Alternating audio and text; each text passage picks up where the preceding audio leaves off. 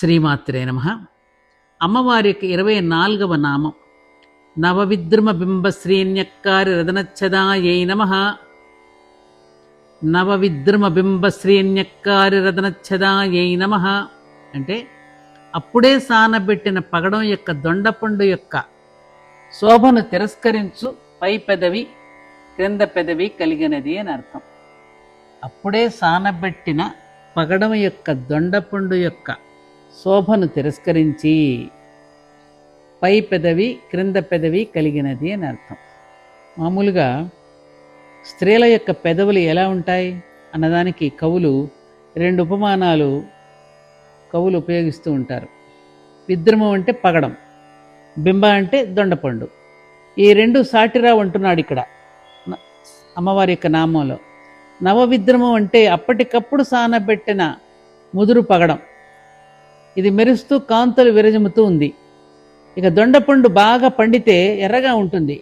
ఈ రెండింటి శోభను తిరస్కరిస్తున్నట్లు అమ్మవారి పెదవులు ఉంటాయిట. వై? ఎందుకని?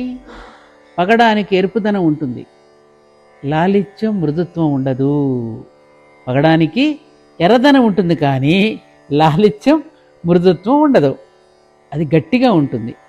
సానబెట్టినప్పుడు కరుగ్గా గీతలు కూడా పడవచ్చు, కానీ అమ్మవారి యొక్క పెదవులకు పడతాయా? లేదు కదా. మరి కాబట్టి శ్రీని యొక్క రదనచ్చదా ఇంకోటి ఏమంటున్నాడు, అలాంటి గీతలు కానీ పగుళ్ళు కానీ కరుకుదనం కానీ అమ్మవారి పెదవులకు ఉండదు. రంగులో సరిపోతుందేమో కానీ మిగతా లక్షణాలతో సరిపోదు. అలాగే దొండపండు పండుతనం ఎర్రతనం ఎన్నో రోజులు ఉండదు. మృదుత్వం స్థితిస్థాపితం ఎర్రదనం పోగొట్టుకొని అమ్మవారి యొక్క పెదవులతో ఎలా సరిపోతుంది?